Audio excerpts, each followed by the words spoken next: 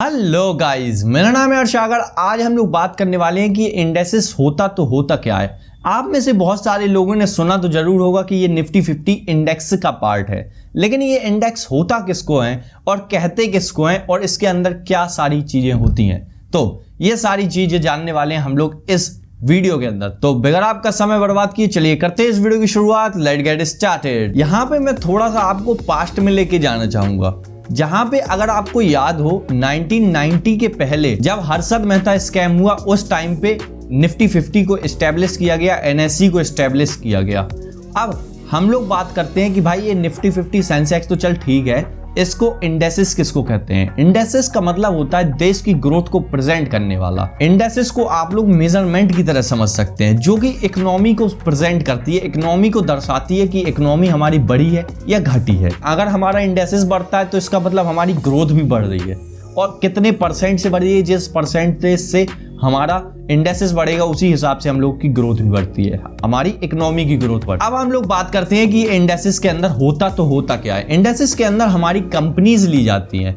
अब भाई देखो, अगर आपने निफ्टी 50 के बारे में पढ़ा हो, निफ्टी 50 के बारे में 50 टॉप इंडिया की मार्केट कैपिटलाइजेशन के हिसाब से कंपनीज को सिलेक्ट किया जाता है, उसके हिसाब से उनके अंदर वेटेज दी जाती है निफ्टी 50 के अंदर। अब भाई देखो, वेटेज वो लोग अपने हिसाब से कर सकते हैं। जो एक्सचेंजेस होते हैं जैसे एनएसई, बीएसई, सबके अपने अपने इंडेक्सेस होते हैं, जिससे वो लोग नापते हैं कि हमारा एनएसई बढ़ा घटा। अगर आप इसको एक हिसाब से देखें तो पीएसई पहले लिस्टेड हुआ था, इस चक्कर में उसकी जो वैल्यू है वो ज्यादा है, और जो निफ्टी 50 है वो 1992 में आया और उसकी वैल्यू देखें तो अभी सेंसेक्स के मुकाबले काफी कम है।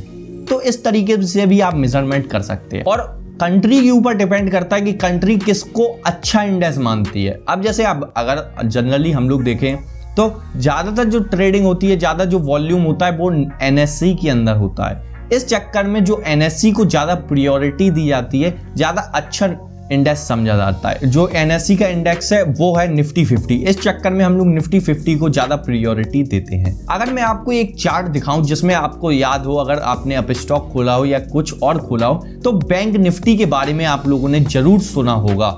लेकिन क्या आपको ये पता है बैंक निफ्टी होता क्या है? भाई इंडेक्सेस तो समझ लिया, निफ्टी 50 का एक इंडेक्स हो गया, एक सेंसेक्स का इंडेक्स हो गया, लेकिन जो ये बैंक निफ्टी होता है, निफ्टी कंज्यूमर होता है, निफ्टी ऑटो होता है, ये सारे भी एक इंडेक्सेस हैं, लेकिन ये लोग एक सेक्टर को प्रेजेंट करते हैं। बैंक निफ्टी बैंकिंग सेक्टर को, और निफ्टी ऑटो सेक्टर को, ऑटोमोबाइल सेक्टर को, जिसके अंदर कार मैन्युफैक्चरिंग वगैरह आ जाती है, उनकी रिलेटेड आ जाता है। इसी तरीके से अलग अलग कैटेगरी के अलग अलग इंडेक्सेस होते हैं। यहाँ पे मैं आपको एक और इंपॉर्टेंट पॉइंट बताना चाहूंगा निफ्टी 100 के बारे में, निफ्टी मिड कैप के बारे में।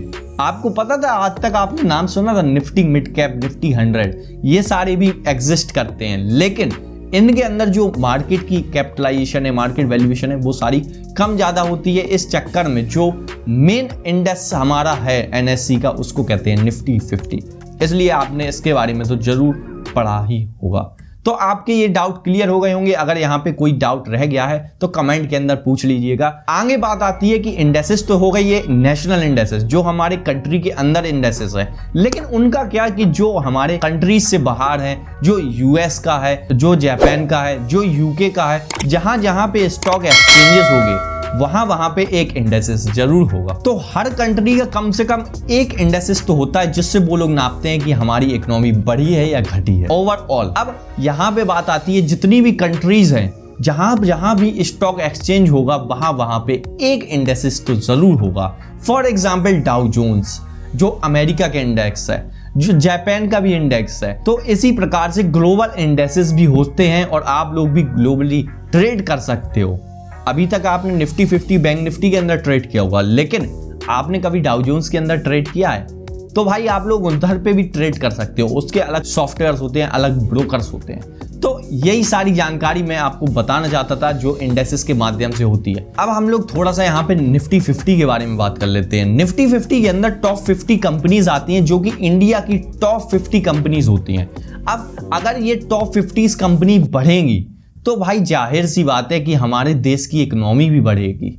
तो मोटा माटी हिसाब हम लोगों को यहाँ से मिल जाता है। अब मैंने भाई ये बिल्कुल सिंपलीफाइड लैंग्वेज में रखा है जिससे आप लोगों को भी बेसिक्स क्लियर हो जाए। तो भाई आपको एट द एंड में सिर्फ इतना समराइज करना चाहूंगा कि जो इंडेक्सेस है डायरेक्टली प्रोपोर्शन है हमारे कंट्री की ग्रोथ के ऊपर, या कोई और कंट्री का देख रहे हैं कि तो कोई और कंट्री की ग्रोथ को वो रिप्रेजेंट करता है, वो बढ़ रही है या घट रही है। अब यहाँ पे रोज बाई रोज बढ़ना घटना दिखता रहता है, लेकिन ओवरऑल जो हम लोग देखते हैं वो लॉन्ग टर्म में देखते हैं, जो 6 month, 1 year, 2 year, 5 year, 10 year, इस हिसाब से देखा जाता है कि कंट्री ऊपर बढ़ रही है या नीचे आ रही है। अब मैं आपके साथ एक फैक्ट शेयर करना चाहूंगा, अगर आपको याद हो तो ज्यादातर लोगों ने बताया होगा इन्वेस्ट करो तो ओवरऑल वेल्थ बनेगी, हमारा इंडेक्स तो ऊपर ही जाता है। लेकिन मैं आपको यहाँ पे एक फैक्ट बताना चाहूंगा, जो आपने अगर जापान का इंडेक्स देखा हो तो भाई ओवरऑल वो नेगेटिव गया है, शॉक हुए थोड़ा सा। तो बहुत सारे इंडेक्सेस हैं जो बढ़ते हैं, जो कि डेवलपिंग कंट्रीज के होते हैं जैसा हमारा इंडिया है, लेकिन बहुत सारे इंडेक्सेस घटते भी हैं ओवरऑल, जो डेवलप्ड कंट्रीज हो चुकी हैं उनके चांसेस भी होते हैं कि वो वहां से घट भी सकते हैं, और उन कंट्रीज के ऊपर इन्फ्लेशन बहुत ही कम बढ़ती है। हमारे यहाँ तो अभी 7-7.5% के आसपास बढ़ी है। तो अगर आपको ये वीडियो अच्छी लगी हो मेरी इंडेक्सेस के ऊपर, तो आप हमारे चैनल को सब्सक्राइब कर लीजिए और भी ज़्यादा फाइनेंशियल नॉलेज को पाने के लिए। धन्यवाद।